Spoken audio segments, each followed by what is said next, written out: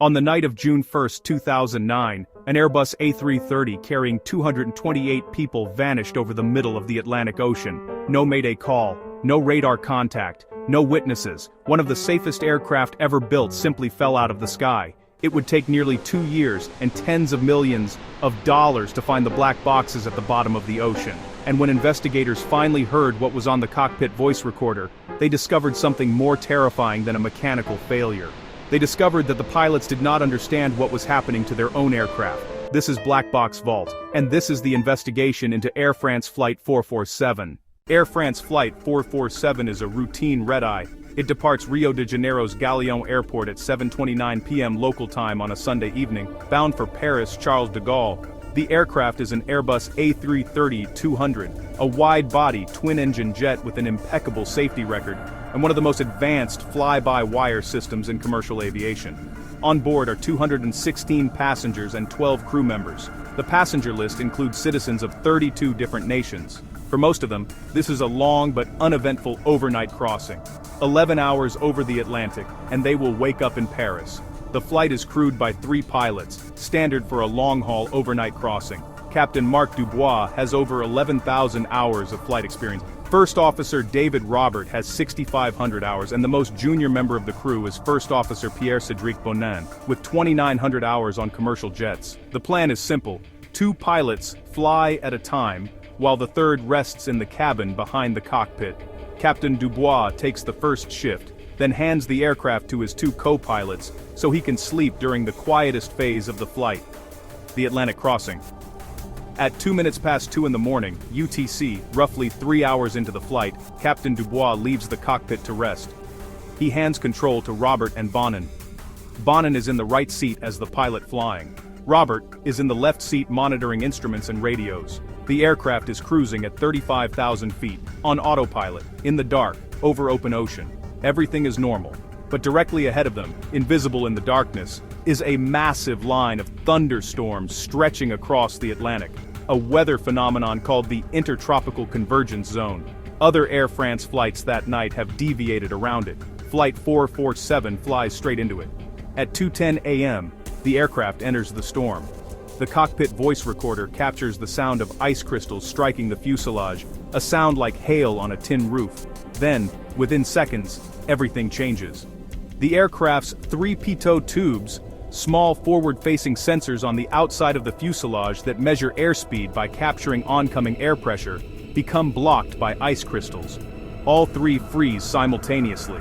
Without reliable airspeed data, the aircraft's flight computers cannot function. The autopilot disconnects. The autothrust disconnects. The fly-by-wire system drops from its normal protective mode, which prevents pilots from stalling the aircraft into a Durchgangenen in degraded mode called alternate law, where those protections are gone. A cascade of alarms fills the cockpit. In the span of a few seconds, the 2 co-pilots go from monitoring a perfectly stable aircraft on autopilot to manually flying a wide-body jet through a storm at 35,000 feet, in the dark, with no reliable airspeed and no stall protection, and neither of them has ever trained for this scenario. What happens next unfolds in just 3 minutes and 30 seconds. First Officer Bonin, startled by the disconnection and the barrage of alarms, reacts instinctively. He pulls back on his side stick, pitching the nose of the aircraft upward. This is exactly the wrong response. At 35,000 feet, where the air is thin and the margin between flying and stalling is razor thin, pulling the nose up bleeds off airspeed rapidly. Within seconds, the aircraft begins to climb, but it is also slowing down. The stall warning activates. A synthetic voice fills the cockpit. Stall, stall, stall. But Bonin continues to pull back. The aircraft climbs through 37,000 feet, then 38,000 feet. Far above its normal operating ceiling. The airspeed drops below the point where the wings can generate enough lift to keep a 230-ton aircraft in the air.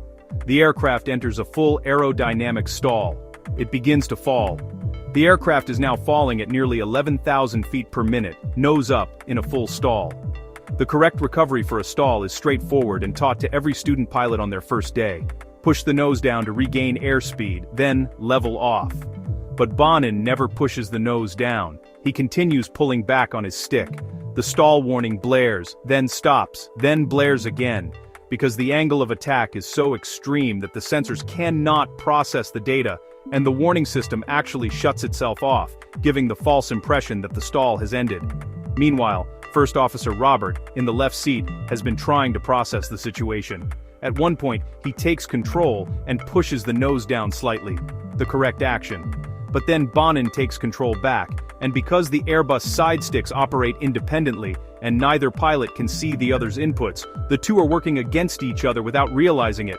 1 minute and 30 seconds into the fall, Captain Dubois rushes back into the cockpit. He stands behind the two co-pilots, but the cockpit voice recorder reveals that even the captain cannot grasp what is happening. In the final moments, the cockpit voice recorder captures a devastating exchange. Robert says, "What's happening?" The captain, standing helplessly behind them, replies, I don't know." Bonin finally admits what he has been doing all along. He says, "I've had the stick back the entire time." Robert shouts, No, don't climb." But it is too late. At 2:14 a.m. UTC, 3 minutes and 30 seconds after the Pitot tubes froze, Air France Flight 447 strikes the surface of the Atlantic Ocean at approximately 152 knots, descending at nearly 11,000 feet per minute. The aircraft is intact when it hits. All 228 people on board are killed instantly.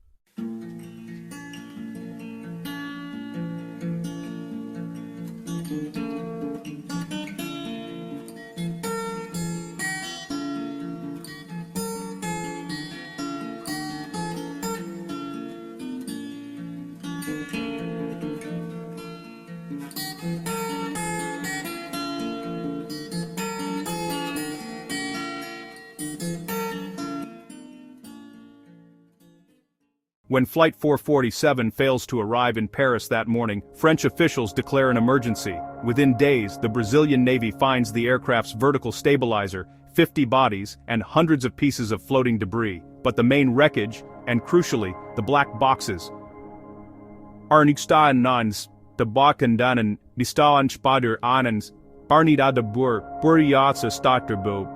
Bistami-san Stiper Gurya proudly found they are somewhere on the floor of the Atlantic Ocean, nearly 4,000 meters below the surface, in one of the most remote and inaccessible locations on Earth. What follows is the longest and most expensive underwater search in aviation history.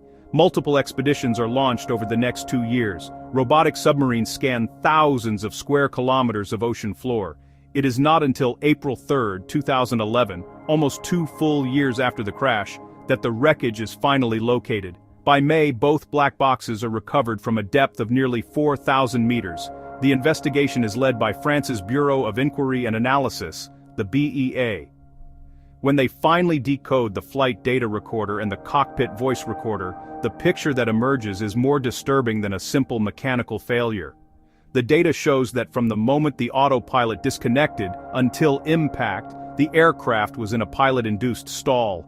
First Officer Bonin pulled the nose up continuously for virtually the entire descent. The stall warning sounded more than 75 times. The aircraft's angle of attack exceeded 40 degrees, well beyond any recoverable flight configuration, and at no point did any of the 3 pilots correctly identify the problem or execute the standard stall recovery procedure: push the nose down.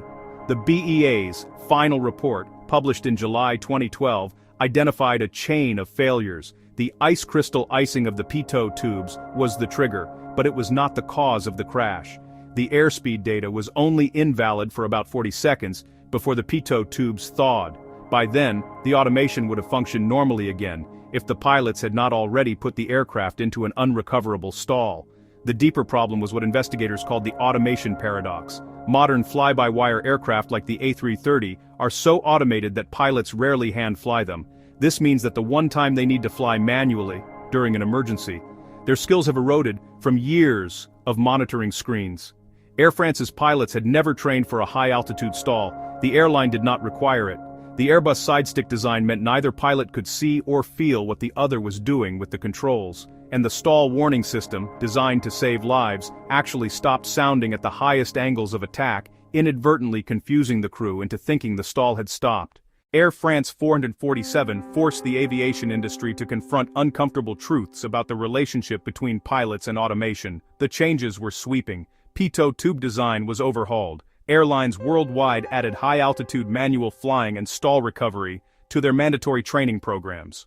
The BEA recommended that cockpit design be updated so that both pilots can see each other's control inputs at all times. Underwater locator beacons on black boxes were extended from 30 days to 90 days to prevent future searches from running out of time, and the concept of the automation paradox entered mainstream aviation safety discussions, the idea that the better our machines get, the less prepared we are when they fail. In 2023, both Air France and Airbus were acquitted of involuntary manslaughter charges related to the crash. The court found that while both companies had made errors, Air France in pilot training, Airbus in Pitot tube certification, the direct causal link to the deaths could not be proven beyond doubt. An appeals trial opened in September 2025 and is ongoing. For the families of the 228 victims, the legal outcome remains deeply unsatisfying. But the technical legacy of Flight 447 is undeniable. Every time a pilot trains for a high-altitude stall, every time a redesigned Pitot tube sheds ice that the old model would have trapped, every time a cockpit system is tested for how it behaves when confused humans are the ones flying, that is the legacy of the 228 people who never arrived in Paris. If this investigation changed the way you think about automation and aviation, subscribe to Black Box Vault. Every week, we open the vault on aviation's most important stories. Our next investigation looks at the Boeing 737 MAX, the aircraft that was grounded worldwide after 2 crashes, killed 346 people in 5 months. What went wrong inside Boeing? That story is next. Hit the bell so you don't miss it.